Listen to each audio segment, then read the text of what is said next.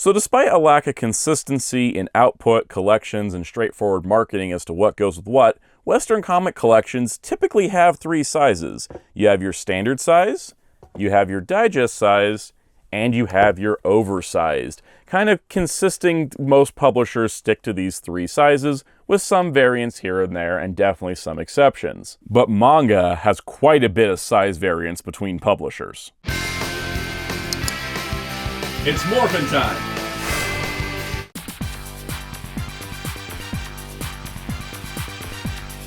Hello, this is Soundout here, and welcome back to another video on comics. This time it's about manga.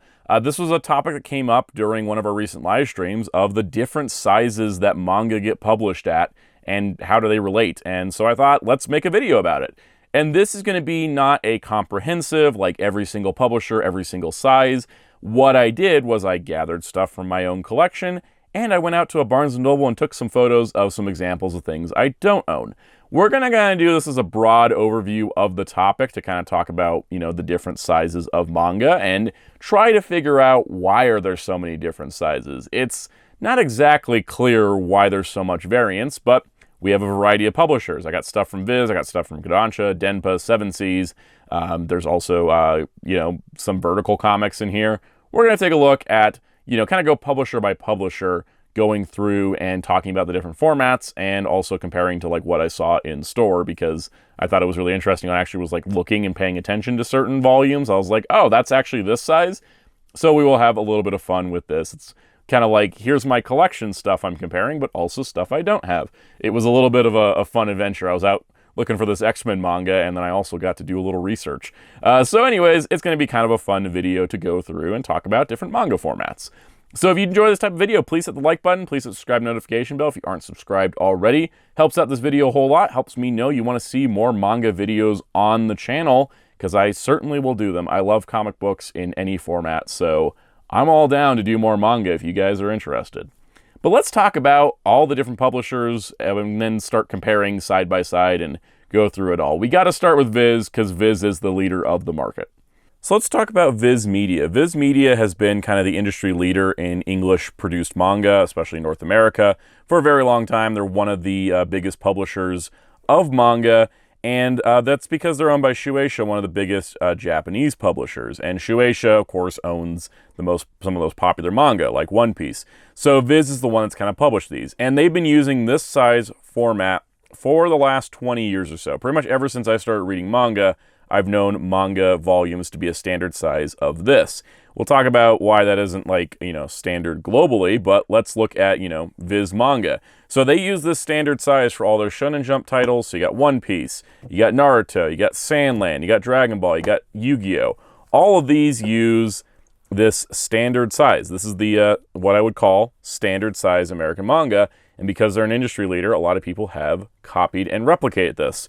The interesting part is it's not just Shonen Jump manga, but also Jump Plus manga. So Chainsaw Man and Kaiju number 8 are part of Jump Plus, which is like a digital first, as opposed to the Shonen Jump magazine. But these are still branded Shonen Jump, and they're still here under this standard size. Whereas other Jump Plus titles tend to go for a different format. This even included their more mature label, the Shonen Jump Advanced, where most Shonen Jump was rated T. This was back in the day, especially rated T. Anything that was T+ was originally under this Shonen Jump Advanced label. Chainsaw Man would do that nowadays, but they kind of dropped this branding. So like Reborn used to be part of this, but again, same size volume. So you're looking at pretty consistent sizing. Licensed titles like Persona 5, that is also in the same size as that. Despite not being a Shonen Jump title, it is in the same format. And though I imagine frustratingly for Persona fans, not the same size as the other Persona mangas that are published by Udon in English. And as you can see from my local Barnes & Noble, the size difference between the Udon and the Viz mangas for Persona. Then adding to this, licensed titles like Tiger and Bunny, also included in the standard Viz size. Licensed titles like Spider-Man Fake Red, which is a collaboration with Marvel. Much thicker page count, still that same size. But then it gets a little funky. This Naruto character data book and a lot of guidebooks, a taller size. Now this may be because of how much information is on a page, but you think it would be consistent, especially because while we're not talking about light novels, Most of the light novels that are spin-offs, like for example the One Piece light novels and the Naruto ones, are the same size as the manga. And then adding to this, Ultraman is under Viz Signature, which is an even larger size, not only height-wise but width-wise, extending out quite a bit. And then also, as well, Gundam Thunderbolt is in that camp as well as Viz Signature. And there's some other things, like Jump Plus series that, are published the same way Chainsaw Man and Kaiju no Radar are published in Signature as opposed to regular. Is that a licensing cost thing because Signature volumes are $16.99, whereas regular volumes are $11.99? I have no idea. What I do know is it makes it kind of annoying when you're putting together a manga shelf because, for example, this Naruto book has to fit on a taller shelf than my Naruto volumes. And then the Ultraman and, Gundam volumes are going to be a larger size than pretty much everything else. Like, for example, it's not just height, like I said, it's also width. They are very differently sized. But what makes Tiger and Bunny go in a standard size, whereas Thunderbolt goes into a wider size? With a lot of these mangas as well, they kind of extend the artwork to fill the margins out, regardless of what size format this is. But maybe the question is, is this a standard size manga, but in Japan these are wider? Well, I have a perfect example of how Viz Standard size is not original manga size. So here we have a side-by-side. This is Tiger and Bunny Volume 1 from Viz and Tiger and Bunny Volume 1 from Kodansha Comics. This is the original Japanese printing of the original manga. And a lot of Japanese manga are this little smaller size format. They also have dust jackets. As you can see, even though it is a paperback, there is a little bit of a dust jacket over it, as well as this promotional obi on it. And this is the same exact volume as this. Of course, this is translated to English, and this is in original Japanese. But if we look at, the front pages here, they did keep the color pages here, which doesn't always happen. But, it's the same pages, but everything's a little bit taller on the Viz printing than it was on the Japanese printing. Let's see if we can pull open to a splash page. But you can see here that basically if you overlay the books, it is the same artwork. It's not like Viz stretched it in any way. They just made the page size larger. So it's, nothing's been altered, but it is a different size overall. And so this has become kind of the standard size for English printings of manga, where it's not exactly the same size as the Japanese version. As you can see, the Japanese version, actually, let's pull the slip cover off of it because you kind of want to get the exact dimensions. You can kind of see that it's actually a little bit, just ever so slightly wider for the Japanese copy, but the margin size on the top is definitely shorter. So it's kind of interesting that while this is a standard size manga in English, this is how the size of most Japanese manga is, and that I think is also an interesting comparison to bring up with other publishers. And in fact, we're not done with size variants when it comes to Viz. So we have, regular and signature. How about hardcovers? Here's the Full Metal Alchemist hardcover. As you can see, taller than a signature, but also a little bit wider. And then on top of this, there's different series that have hardcovers. This is Full Metal Alchemist, but these volumes are the same size as the JoJo hardcovers and the Fist of the North Star hardcovers. So those are going to be in the same size class as the Full Metal Alchemist. But then you have Transformers the Manga, which is a collection of the TV magazine manga series that ran in Japan for the original G1 anime trilogy. And that is a different size as well, with it being shorter than a standard Viz hardcover, as well as being a little shorter on this margin as well. So it's a bit smaller of a hardcover volume. Then adding to this, there's the Viz Big Editions, which are probably like one of my favorite formats, at least for Dragon Ball, because it makes the art look really nice to avoid how bad the translation is. But these are pretty nice as well, and that's going to be larger than your signature, larger than your Transformers hardcover, and in fact, it is about the same size as your standard Viz hardcover. So, we're kind of looking at that for sizes. Then they just released the X-Men manga I think today when I'm shooting this, and I just picked it up. And so we have the X-Men manga looking very beautiful here, but that is a completely different size than everything that came before. So it's a completely larger size. I don't know if Viz has other manga in this size, but you can see it's taller, wider than the Viz Big and the hardcovers, and definitely bigger than the Signature, which is definitely bigger than the Standard. Also, another interesting example, when I was at Barnes & Noble today, I saw these Pokemon volumes where it was the collector's edition was these bigger, taller versions of the smaller volumes. So kind of like a Viz Big, but they weren't branded Viz Big. So Viz has a lot of different sizes just within themselves, and again, they're kind of the industry leader in terms of market share and how much output they have. And so, you know, there's multiple different sizes when it comes to Viz stuff, and that's just Viz. How about some other publishers? All right, let's talk about Vertical Comics. They do some of the Gundam mangas. I don't have anything beyond Gundam, and I was looking to see if there's other Vertical titles I could compare to, but there wasn't. Here's a standard Vertical paperback. This is Gundam Wing, of course. This is kind of a nice size. As you can see, compared to a standard Viz, it is smaller, but what does that size match up to? Yeah, it's the same size as Japanese manga volumes. In fact, it's even just a smidge shorter. So this is going to be Vertical kind of sticking to original format in many ways here, because look at that, it's about the same size as the Japanese volumes. And I think that's kind of a neat thing, kind of a neat distinction, as while Viz scaled up their volumes a bit, Vertical is one of those publishers who wants to keep it in the original format. Vertical also does hardcovers. This is the hardcover for Gundam The Origin.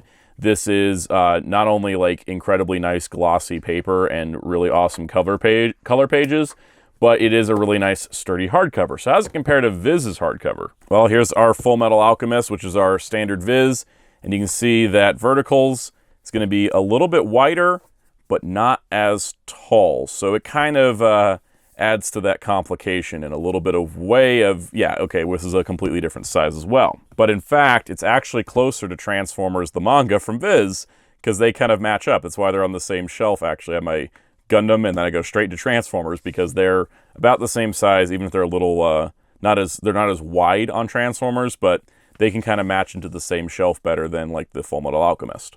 So that's pretty much with Vertical. That's the two sizes I know of. There may be more. This isn't a comprehensive video. This is just on my own observations of things. All right, 7 Seas Entertainment has two sizes I know of. Their standard paperbacks and their classic collection hardcovers. So despite, you know, the page count differences here, Cutie Honey A Go-Go, Devilman G, they are the same height. Let's compare to a Japanese manga volume, and you can see pretty close match in size to that. Whereas, of course, when we bring a Viz volume in, they're going to be a little bit shorter. So it does seem like some of the smaller publishers are like, no, this is how it was originally printed, and we're going to match that original printing size versus the size that Viz does. So kind of interesting there.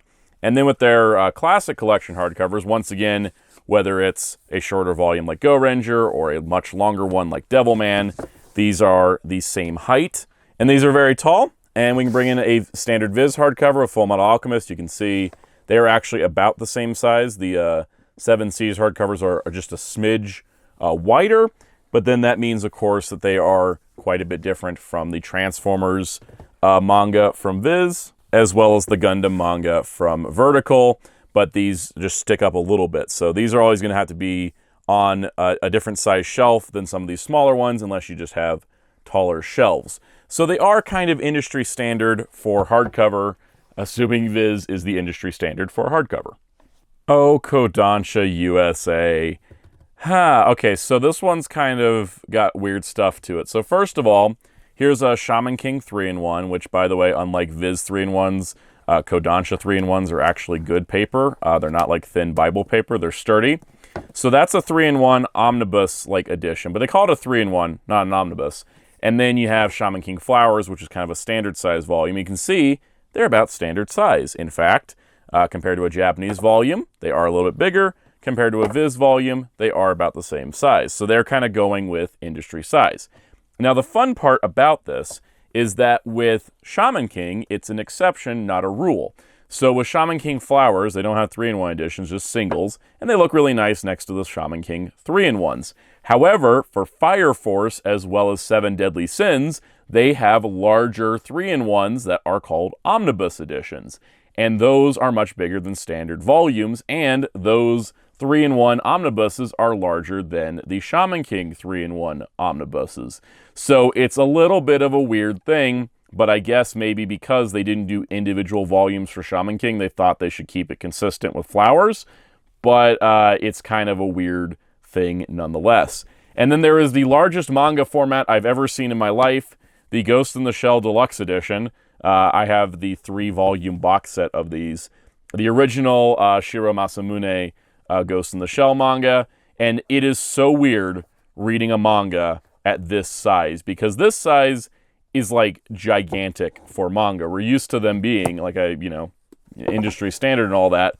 Used to them being that size. And then, of course, in counting for larger formats, Viz Big, dwarfed by this thing, and also the X-Men manga is still dwarfed by the Ghost in the Shell. In fact, it's funny because we take a Western comic trade paperback, you can see the Ghost in the Shell volume is wider, but about the same height, just a little smidge. You can't see it on camera because of the angle, but just a smidge shorter, but a bit wider. So it's kind of more in Western comic sizing, which I think is fascinating. And speaking of Western comic companies, Dark Horse, who is typically a Western comic company, does publish these very large deluxe hardcovers for Trigun, for Berserk, for many others. They are massive compared to your standard manga volume, and they're just kind of insane to see. I've never picked any up, but they kind of seem really nice. They are really thick, intense, huge books. With Kodansha, it's kind of weird how we have, Ghost in the Shells all huge like this, and then there's 2 different sizes of 3-in-1s with Shaman King versus everything else. But at least they have some consistency going with the rest of the industry, while also making, their Ghost in the Shell just bigger than everything else. All right, let's talk about a couple smaller publishers. Titan Comics is certainly not a small publisher. They've been around a long time. But Titan Manga, or Stonebot Manga through Titan Manga or whatever, is kind of new. Here's their Kamen Rider Kuga volume, which early volumes had machine translations. Woo.